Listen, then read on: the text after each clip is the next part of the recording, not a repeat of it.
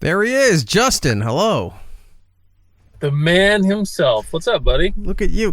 Every time I talk to you, you're in the car. Every time. In the car. I seriously, there's no sense in paying rent. I might as well just move into a car. I'm in it like 10 hours a day. How's life treating you? It's depends. Depends on the day, depends on the situation. The industry's falling apart in a big way. Radio's dying, television's falling apart.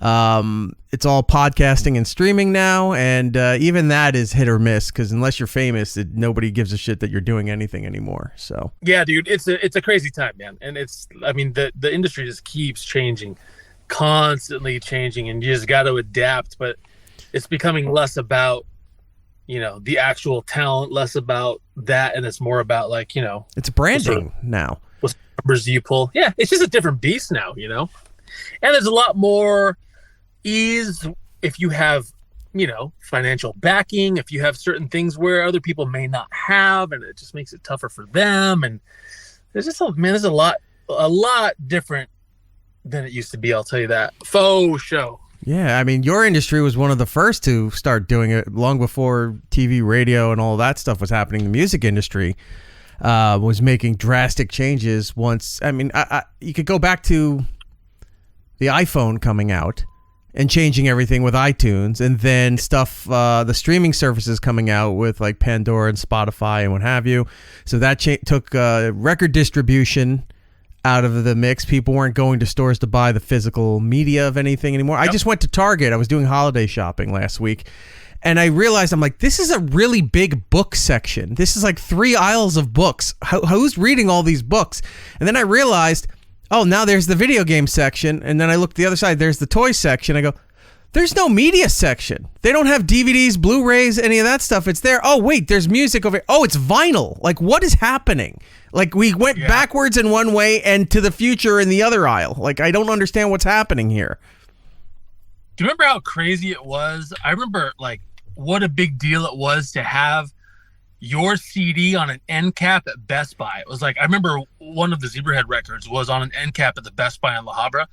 And we went down there and took pictures of it. And it was like, that was a big deal, right? And then, I remember working with his producers in Nashville, and they always had this inside joke. I'd be like, I want to change that. I don't like how this, too late. It's already in Best Buy. That was their joke. Yeah, but it's amazing that the physical media that these stores carry now are vinyl. It's not even CDs, DVDs. They're a rarity now. You're lucky to find the $5 bin at a Walmart for movies you're not going to buy anyway, but at least they're there.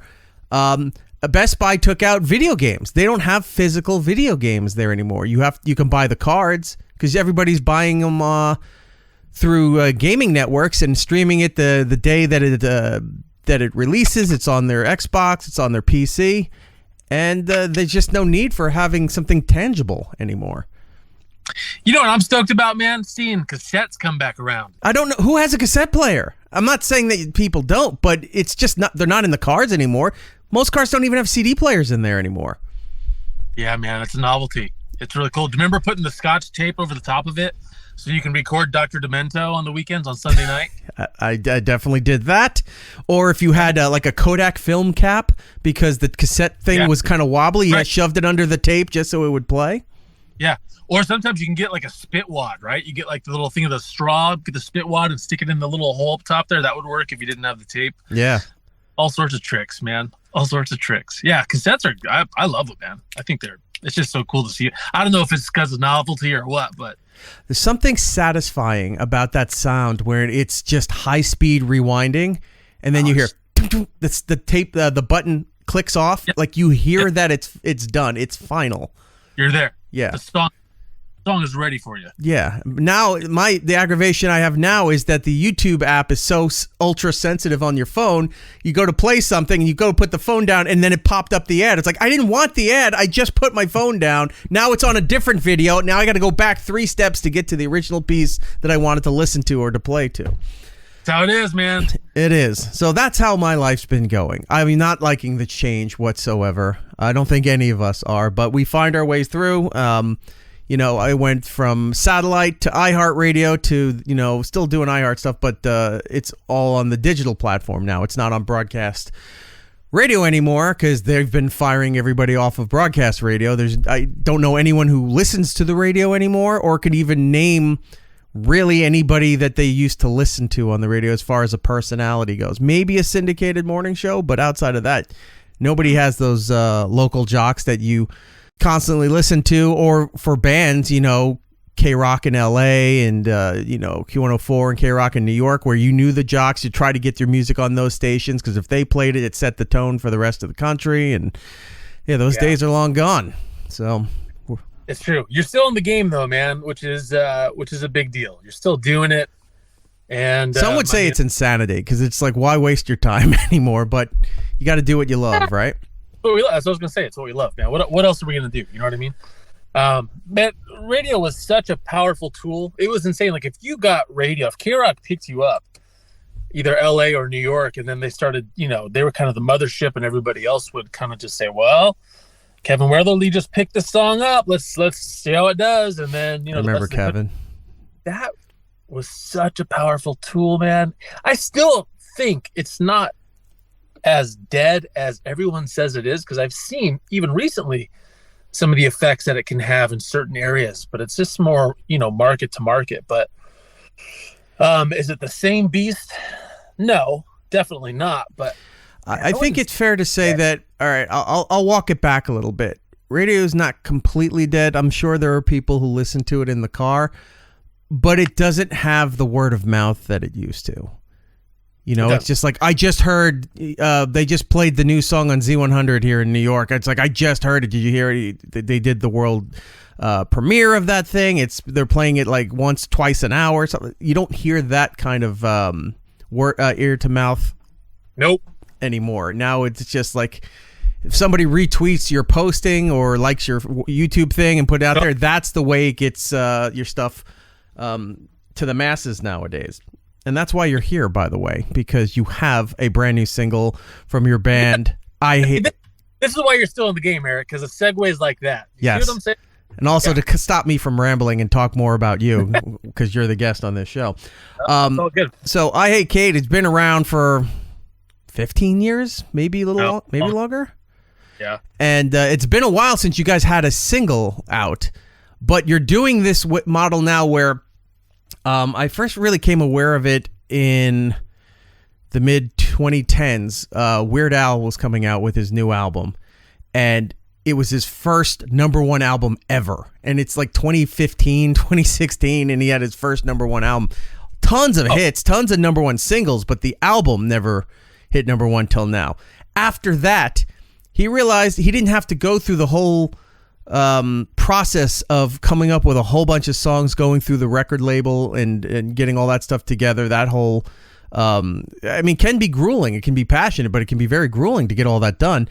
He started to realize, I can just, if something popped into my head, we can go and record it and I can release it as a single, and it's going to do just as well as if they waited 2-3 more years for me to put out a new CD with the songs out there.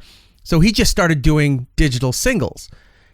You're doing that now, where there's no album with this, at least not yet, but you just dropped a new single out there, and it's you're doing it with Delux. It's called This Is What We're Living For. It's available Spotify, Apple, the video's on YouTube, which the video, very basic but effective concept for that. It reminds me of the CeeLo Fuck You video when they put that out. He's like, how are we going to do a music video for this? He's like, let's just put the words on the screen and have it change around with that. And that's what you did here. It's a nice scenic photo, and it's like watching it with closed caption, but in a more artistic way. Doing this one with Delux was really kind of cool, man. I've been friends with this guy for a while. We were label mates on Sony way back, and we've been talking about doing a song together. But his band does real well in Mexico. Or their band, and what's cool about that is it's in Spanish, and I was like, let's just sing it in Spanish, and so the entire second verse is in Spanish, which I've never done before. So this was kind of a stretch for anything that I've done in the past up to now, and man, it was so cool. It was so cool. Like, going over that and writing that part with him and like, okay, man, I just, we got this melody. I have no idea. This is the idea of what I want to say. And then he comes back. He's like, hey, what do you think of this? And he sings it to me in Spanish. I'm like, dude, that is so good. And then, look and behold, there it is. Why was it so long between releases for I Hate Kate? Good question, Eric. That is a damn good question. For the last, man, it's been years. I've gone into other avenues. I was in Nashville writing with artists.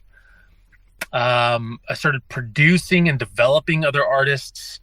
And I started working with a bunch of different people, not myself. And so I got to a point where I was like, well, I like doing this. This is fun, but I miss playing, and I really don't want to keep doing this.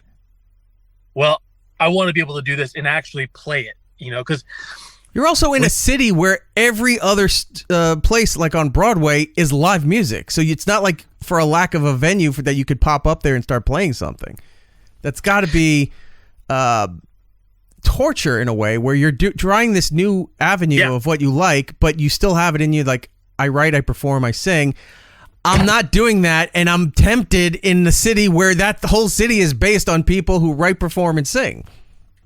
And that's the hard part for me personally is, I love writing. I love producing. I love all of those different avenues. But it's that final stage of playing that you don't get to do. And it's like you put all this into your heart and soul into this music, and then it's like, okay, bye. You just hand it off to somebody, and there is something rewarding, and you're getting that same creativity and that same excitement. But man, when you grew up playing, that's the part, that one part, it's like, well,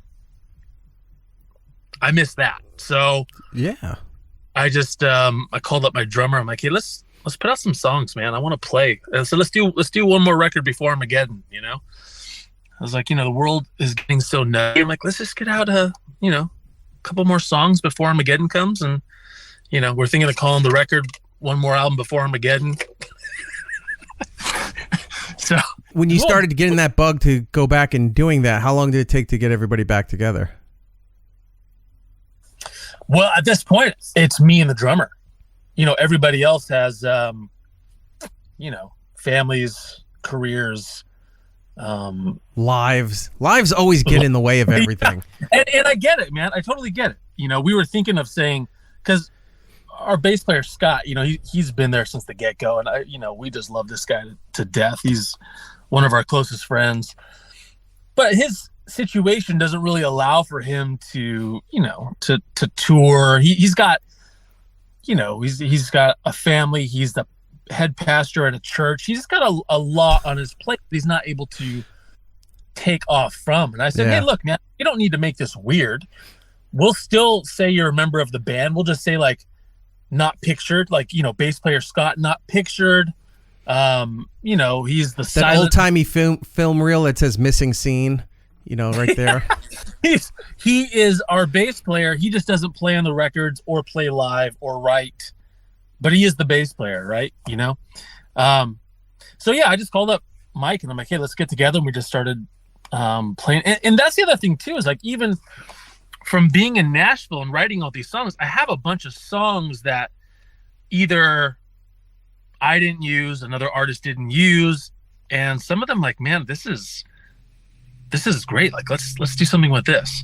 Found a producer out here that I wanted to work with, and I loved this guy.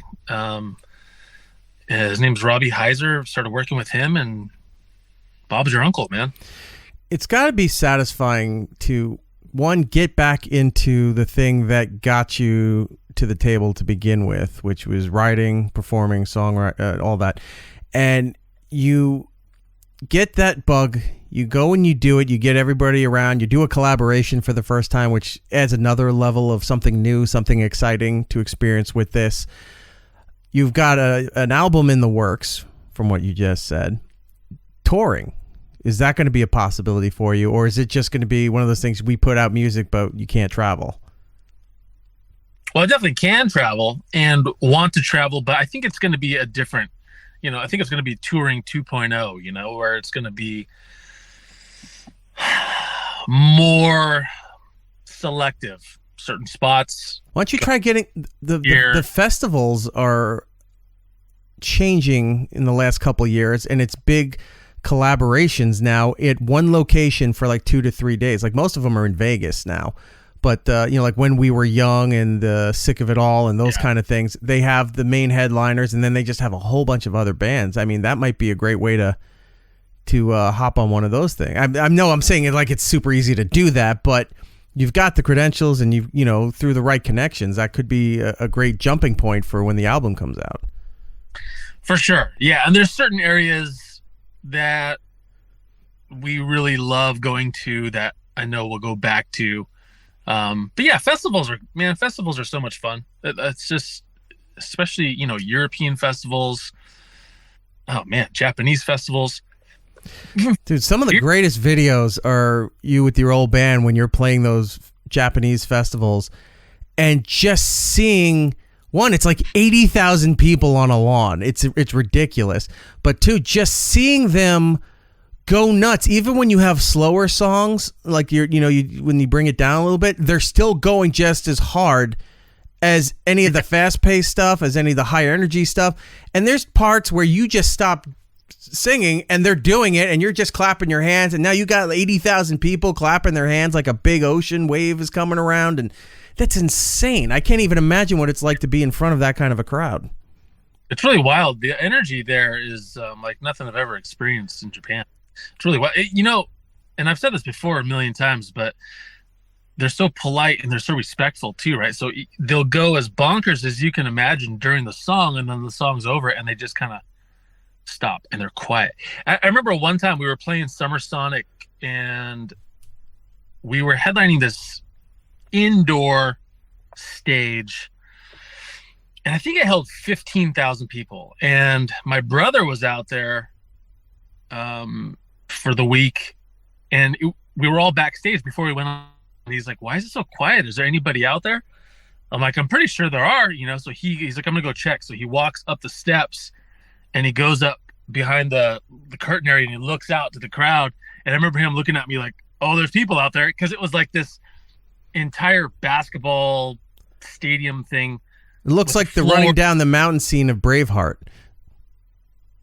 Yeah, I think so.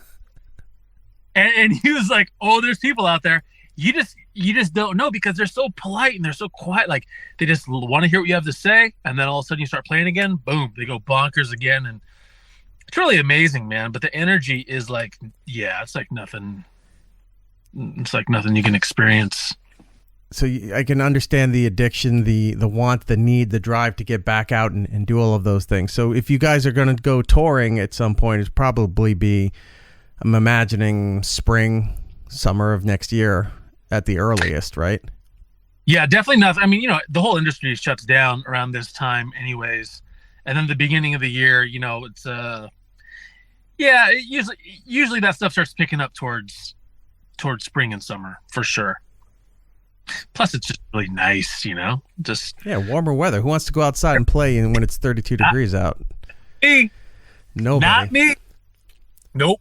I remember playing some shows in Fargo, and we'd park the bus, and then I don't know, maybe 30, 40 yards to the venue, and I mean, we would sprint because it was so unbearably cold just walking from the bus to the venue. I'm like, dude, this is bonkers, man, that people that are live out here. Yeah. Live here. But we do a sprint to and from the van, to and from the bus. And I thought, now I'm going to wait till summer. I'm going to wait till spring for sure.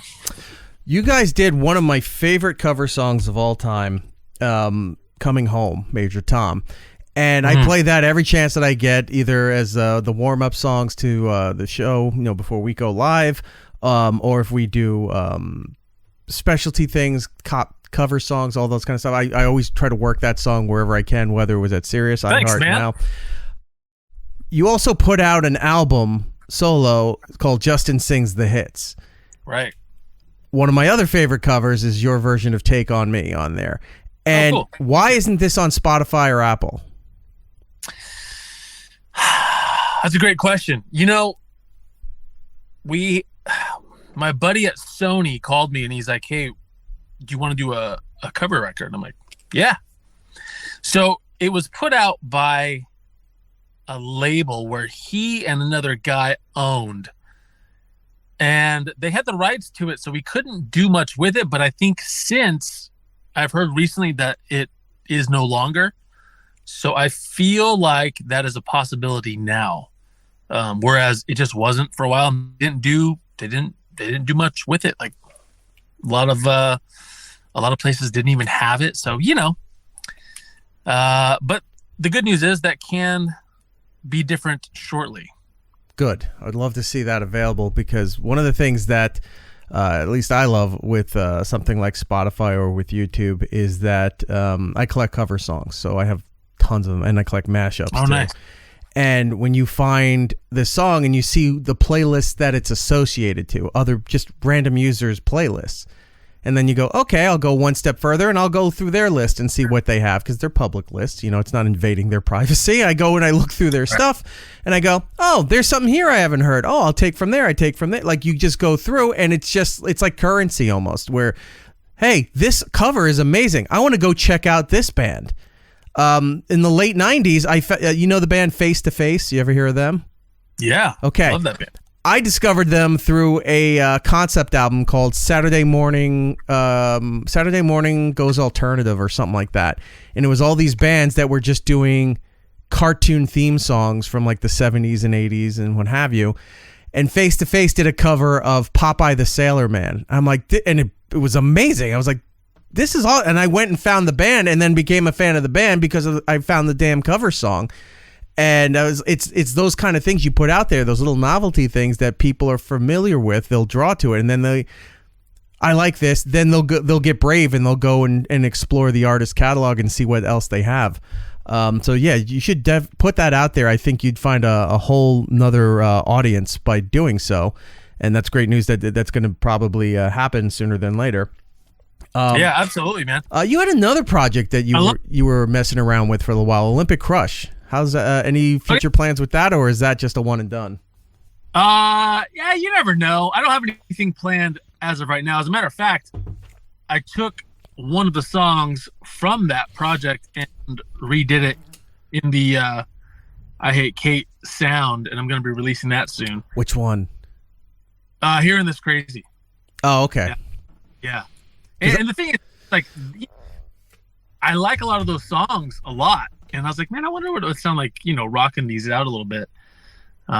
So yeah, I may want to do another one too. Because we play on this show. We do Mr. Eager and Stars.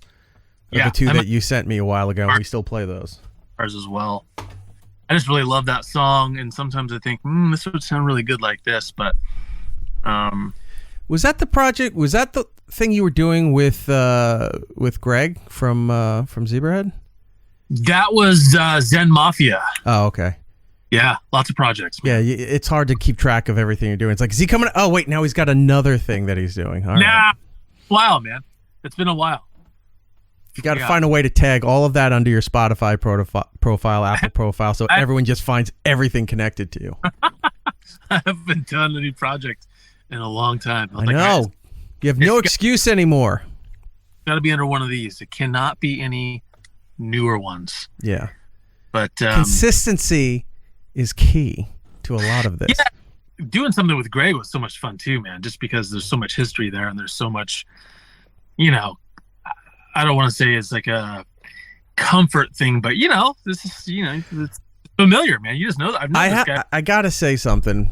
I think I said this to you on the last time. Maybe I didn't. I don't know, but I'll say it again.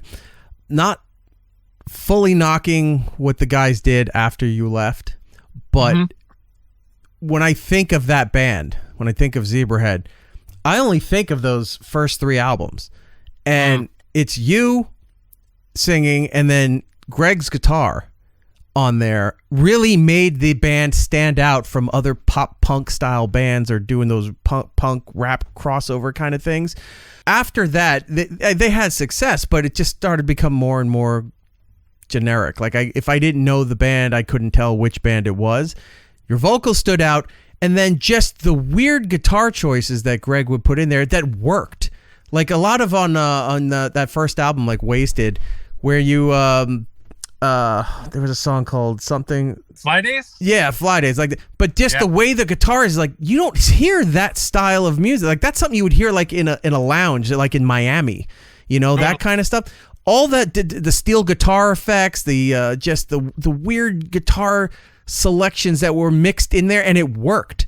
And that's what really made a band like that stand out. And when those two elements left, you could just see it's like, well, they're no different than any other band of that genre. And the fact that the two elements I valued the most from that project were together, doing stuff together. I got to check out Zen Mafia.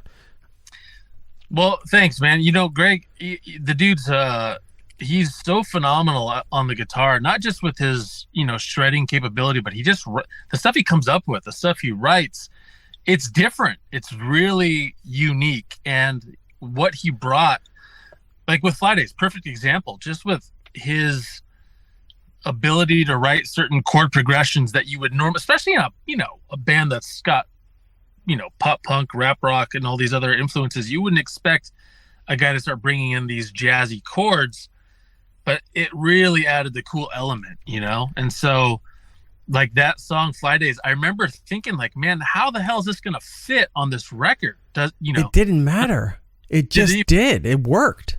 But it worked. And I remember people saying, oh yeah, it takes you on this journey. And at the end of the record, you know, you take this journey and now you're into this, you know, Fly Days. And I thought, all right, I'll go with that. So, you know, but it's true, you know, and it did, however it worked, it did. But yeah, that dude, same thing, you know, playing with him now, it's still, you know, you still have that excitement and just, you know, bringing his flavor to it. It's really nice. One of my goals. He's still playing. Wasn't he teaching for a while too? Wasn't he teaching guitar stuff? I thought I read somewhere that he was teaching all these other musicians. I'm like, if there's anybody to learn from, it would be him. For sure. Yeah, I don't know if he's teaching, but he's got another band called Bourbon Brothers, and it's a jazz band. I think they do a lot. It's a lot of jazz, big band sort of sound, but it's really cool.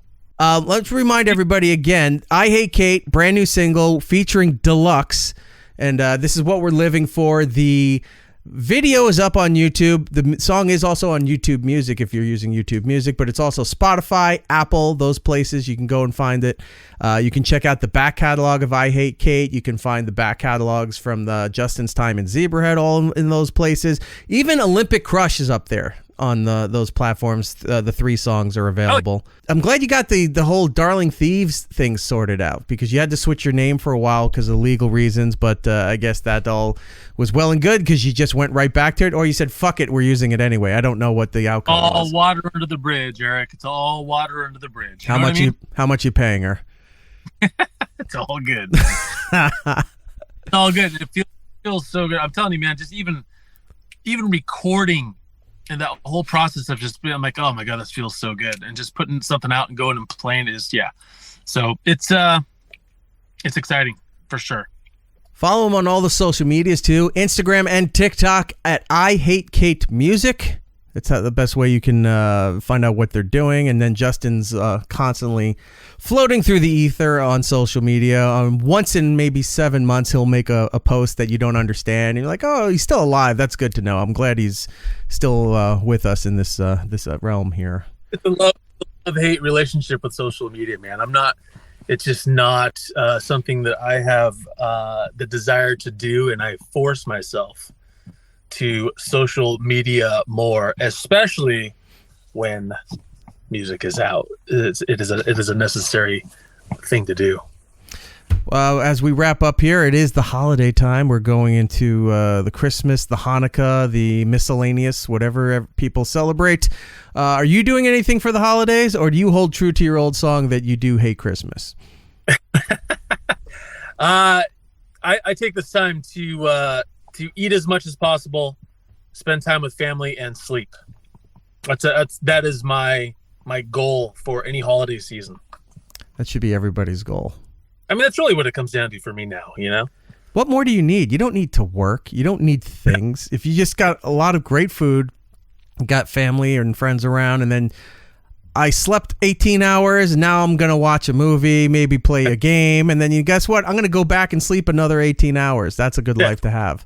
That's really what it comes down to, man. Those are my priorities now. I liked watching the Detroit Lions last week, and they had Jared Goff on, and they were asking him about this big win and what is he going to do tonight? You going to go celebrate? He's like, I'm gonna go sleep. And I was like, that was the best answer. It is because other times it's like, oh, I'm gonna go. It's always amazing when people are in that situation, celebrities, musicians, whatever. Well, we're gonna we're gonna keep we're gonna go back and write, and no, you're not. That first few days, maybe a week or two, you're doing nothing. You're like athletes, You're going to eat terrible food. You're going to fucking In-N-Out, or you're going to McDonald's or something. You just won the Super Bowl. You're not doing shit for the next few weeks. And then you'll rejoin the rest of the world after that. Unless they're paying you to say you're going to Disney World, you're not doing any of that stuff that you're talking about. Amen. It's the life. When I drank, it was, the answer would probably be a lot different. But, pull that out of the equation, man. There's only so much you can handle of, for me anyways. So yeah, that's such a better option. How long have you been off? Well, I'm not going to say that I'm 100% sober, because there have been times when I've gone out and had a few beers. But if you're comparing to how I used to drink professionally, I mean, I should have been sponsored, to now, I mean, maybe, a couple times a year, maybe that. That's great. Maybe none for the entire year, but that's been going on since 2000 and 10, 9, somewhere around there is when I had to stop. I had to for health reasons. So I didn't, it made that decision a lot easier. Let's just say that. Otherwise that answer would be much different. Fair enough. Well, I'm glad you made those life changes. I'm glad you're still here with us. I'm glad you got new music that's out there. Again, everybody, I Hate Kate featuring Delux. This is what I'm living for. Go out, stream the shit out of it on the music platforms. Go watch it on YouTube, subscribe, all of that stuff there. Justin Mauriello, again, Instagram, TikTok at I Hate Kate Music. Go and follow all of those things. I'm sure they're going to have merch or something at some point. Go out there and look for all of that stuff. Justin, as always, thank you for your time. Thank you for your friendship and for coming on here. I do appreciate it. So good to see you, man. Thank you for having me. Appreciate it. I head out on the highway, dreams are going my way. This is what we're living.